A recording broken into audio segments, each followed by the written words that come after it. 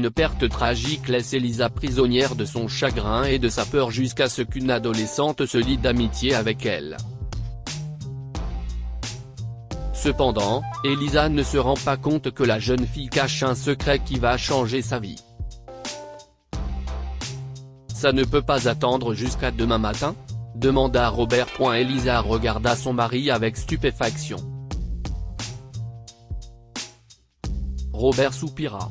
Il était fatigué par une longue journée de travail et avait hâte de se détendre à la maison. Un coup d'œil au visage d'Elisa lui avait fait comprendre qu'il n'aurait pas la paix s'il ne retournait pas chercher le lait. Plus vite il partirait, plus vite il reviendrait. Le magasin étant tout proche, il ne prit pas la peine de mettre sa veste malgré le brouillard qui s'attardait dans l'obscurité. Robert aimait beaucoup sa femme, mais il aurait aimé qu'elle ne soit pas aussi rigide dans ses routines et ses horaires durant les moments comme celui-ci. Certains articles devaient être achetés certains jours et ne duraient que le temps nécessaire jusqu'au prochain jour prescrit pour leur achat. Elisa se passerait volontiers de lait s'il venait à manquer plus tôt que prévu, mais pas s'il oubliait d'en acheter le jour convenu. Robert gloussa en s'arrêtant sur le trottoir. Elisa était bizarre, mais il ne l'échangerait pour rien au monde. Le brouillard étouffait tous les bruits, rendant la nuit silencieuse. Robert n'entendit ni ne vit la voiture qui descendait la colline avant qu'il ne soit trop tard. Sa dernière pensée fut pour Elisa et la façon dont elle serait contrariée car il n'avait pas acheté le lait. 6 ans plus tard. Elisa écarta les rideaux juste assez pour jeter un coup d'œil à l'extérieur. Son cœur battit plus vite et sa bouche s'assécha lorsque son regard tomba sur l'herbe non entretenue de sa cour et, au-delà, sur la route. Elle avait besoin de farine. Elle devait s'aventurer dans le monde sauvage, incontrôlable et imprévisible au-delà de sa porte d'entrée pour en trouver.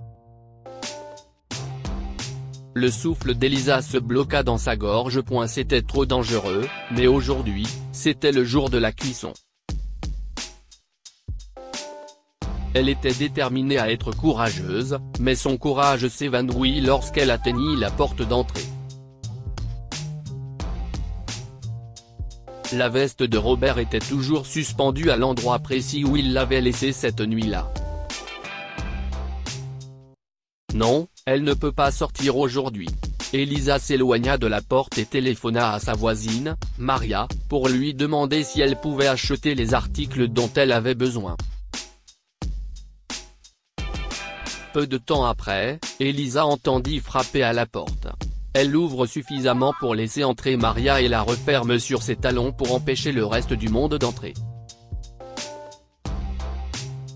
Tu sais que je suis heureuse de Tyder, Elisa, mais ça ne peut pas durer plus longtemps. » Maria porta les sacs d'épicerie à la cuisine et les posa sur le comptoir. « J'ai essayé de sortir, mais il y a trop de choses qui peuvent mal tourner, » dit Elisa. Trop de gens chaotiques et négligents qui font que les choses tournent mal. Maria fronça les sourcils et frotta le bras de la femme âgée. « Je comprends que tu aies peur, mais ce qui est arrivé à Robert était un accident. C'était de la négligence. » Elisa s'est emportée. « Je me fiche de ce que dira le tribunal, cet homme devrait être en prison pour conduite dangereuse, et non pas rester à la maison sans rien faire. » Maria soupira. « Tu ne peux pas rester enfermée dans ta maison pour toujours, Elisa. Il faut que quelque chose change. Peut-être pourrions-nous aller faire du shopping ensemble la prochaine fois ?» Elisa acquiesça, même si la simple évocation du shopping faisait bondir son cœur à nouveau. Maria avait tort, Elisa n'avait pas peur de sortir, elle était pétrifiée. Peu après, Maria est partie et Elisa s'est mise à faire de la pâtisserie. Elle était occupée à pétrir la pâte lorsqu'elle entendit frapper à la porte. Elisa ne s'attendait à personne, mais elle se lava les mains et alla ouvrir la porte. Il n'y avait personne. Elisa entr'ouvrit la porte et remarqua un sac de courses sur le pas de sa porte. Maria lui avait déjà donné tous les articles qu'elle avait demandés, alors qu'est-ce que cela pouvait bien être? Maria saisit la poignée du sac et le tira à travers la porte. À l'intérieur, elle a trouvé un pot de gelée et un sac de pommes. Rien de tout cela ne correspondait à ce qu'Elisa demandait régulièrement à Maria d'acheter. Elle a téléphoné à sa voisine pour lui demander ce qu'il en était du paquet, mais Maria a nié l'avoir laissé pour Elisa. Il y a eu un autre paquet quelques jours plus tard et un autre la semaine suivante. Comme Maria continuait à affirmer que ce n'était pas elle, Elisa a décidé de découvrir qui laissait de la nourriture à sa porte. Elisa s'assit près de la fenêtre de son salon et attendit. Le lendemain, sa patience est récompensée. Elle entendit des pas dans l'escalier et sa main était déjà sur la poignée de la porte lorsque la mystérieuse personne frappa. L'adolescente qui se trouvait sous le porche sursauta d'effroi. Elle fixa Elisa. « Je m'appelle Stacy », répond la jeune fille. « Et que fais-tu ici ?» Elisa se pinça le nez. Elle avait envie de claquer la porte, mais elle avait besoin de réponses. « J'habite dans la rue voisine », dit Stacy. « J'ai appris que vous n'aviez pas quitté votre maison depuis quelques mois et j'ai voulu faire quelque chose pour vous aider. » Si est très gentil de ta part, et j'apprécie. Elisa a attrapé le paquet et l'a glissé à l'intérieur. La prochaine fois, tu pourras venir prendre le thé. Elisa ferma la porte avant que Stacy ne puisse répondre. Elle avait le cœur qui battait la chamade et ses mains transpiraient tellement qu'elle avait du mal à saisir le paquet de Stacy. Elle se réfugia dans la cuisine, loin des dangers de l'extérieur. Stacy est revenue quelques jours plus tard. Elisa l'entendit frapper et l'invita à entrer. C'était un mercredi et Elisa avait préparé des biscuits la veille, de sorte qu'ils seraient prêts lorsque la jeune fille passerait. « Peux-tu venir me voir à un intervalle plus régulier ?» demanda-t-elle à Stacy une fois qu'elles se sont assises. « Cela perturbe mon emploi du temps si je ne sais pas quand je dois t'attendre. » Votre emploi du temps ? Stacy haussa les sourcils. Eh bien, je suppose que je peux venir les mardis et les jeudis. Le mardi ne me convient pas. Les lundis et les jeudis te conviendraient-ils ? Bien sûr. Stacy secoua la tête et laissa échapper un petit rire. Vous êtes une femme fascinante, madame. Tu peux m'appeler tante Elisa. Elisa versa du thé dans une tasse pour Stacy. Elle avait sorti sa porcelaine pour l'occasion. J'aimerais également discuter avec vous de mes besoins concernant les courses. Stacy la regarda en clignant des yeux. La jeune fille semblait surprise. Je te suis très reconnaissante pour ta gentillesse et ta générosité, Stacy, poursuivit Elisa, mais cela ne peut pas continuer sans un semblant d'ordre, ma chère. Tout le problème du monde, c'est qu'il manque d'ordre. Beaucoup trop de choses sont laissées au hasard, et cela donne beaucoup trop d'occasions au chaos de s'installer. Personne n'aime le chaos, ma chère. Elisa et Stacy discutèrent et burent leur thé. Elisa était charmée par les bonnes manières de la jeune fille et par ses connaissances approfondies des sujets dont elle discutait. Il s'est avéré que Stacy aimait aussi faire de la pâtisserie, même si elle avait de fausses idées sur les pommes qui conviennent le mieux aux tartes. Elisa changea impulsivement Davis à la dernière minute et accepta que Stacy lui rende visite le mardi pour qu'elle puisse faire de la pâtisserie ensemble. Elle a commencé à prendre du temps dans son emploi du temps du lundi pour consulter ses recettes afin de trouver des plats qu'elle et Stacy pourraient préparer ensemble le lendemain. Bien qu'elle ne l'ait pas remarqué au début, Elisa a commencé à profiter davantage des visites de Stacy. Elle a ouvert la porte un peu plus chaque fois qu'elle a laissé Stacy entrer. Le mardi, Stacy restait parfois tard pour rapporter à la maison les pâtisseries qu'elle préparait ensemble, et Elisa surveillait la porte jusqu'à ce que Stacy soit hors de vue pour assurer sa sécurité. Un jour, elles avaient préparé des bagels et terminé la dernière fournée lorsque le téléphone de Stacy a sonné. Stacy sortait les bagels du four, Elisa a donc décroché son téléphone pour répondre. Lorsqu'elle a vu l'image sur l'écran d'identification de l'appelant, elle a failli laisser tomber le téléphone. Qu'est-ce que cela signifie ? Demande Elisa.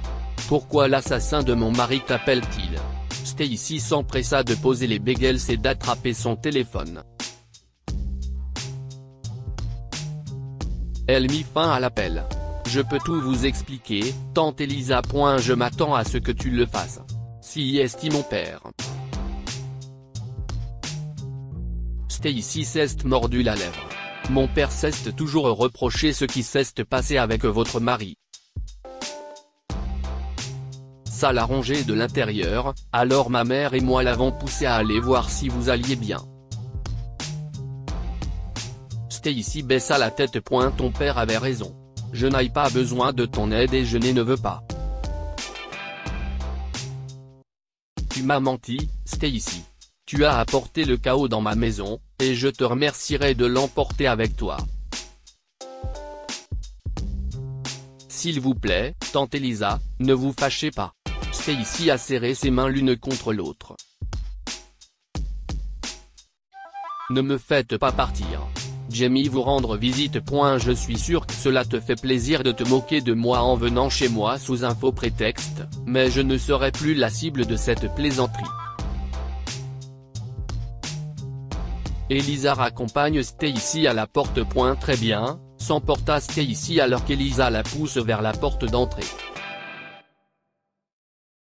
Si vous me prenez vraiment de haut au point de croire que tout cela n'était qu'une mauvaise blague, alors je ne veux plus vous rendre visite. Stacy mit ses écouteurs et descendit les marches en trottinant. Il faisait sombre et il y avait du brouillard dehors. Elisa se tenait dans l'embrasure de la porte, paralysée par la peur alors que le temps lui rappelait les sombres souvenirs de la nuit où Robert était mort. Son cher et tendre Robert. Au fond d'elle-même, Elisa savait que c'était de sa faute s'il est mort, car il ne serait jamais sorti si elle n'avait pas insisté pour qu'il achète du lait. Les larmes coulaient sur ses joues. Elles brouillèrent sa vision tandis qu'elle regardait Stacy descendre du trottoir et prendre la route. Le brouillard au sommet de la colline se teinta d'or pendant un instant, alors qu'une voiture s'approchait d'elle. Elisa regarda Stacy glisser et tomber, alors qu'elle se trouvait au milieu de la route. Elisa a attrapé la veste de Robert. Elle l'agita au-dessus de sa tête en courant vers la route. Alors qu'Elisa se rapprochait de l'endroit où Stacy était tombée, les phares de la voiture apparurent à travers le brouillard. Pendant un instant, Elisa a cru que tout était fini. Elle allait connaître sa fin, tout comme Robert avait connu la sienne, et Stacy allait périr avec elle. C'était ironique. Puis les freins crissèrent et la voiture fit une embardée. Elisa entendit un bruit sourd. Tante Elisa, vous m'avez sauvé. Stacy la regarda, choquée. Et vous êtes dehors. Et, vous allez bien ? Un homme sortit du brouillard. Une minute plus tard, l'homme se dirigea vers eux en titubant. Il montra la veste de Robert. Si vous n'aviez pas cette veste avec ses bandes réfléchissantes, je ne vous aurais peut-être pas vu. Elisa a porté la veste à son visage et s'est mise à pleurer. Toutes ces années, elle s'était rendue amère et s'était enfermée dans la peur à cause de la mort de Robert, mais maintenant elle faisait face à la vérité qu'elle avait eu tant de mal à accepter.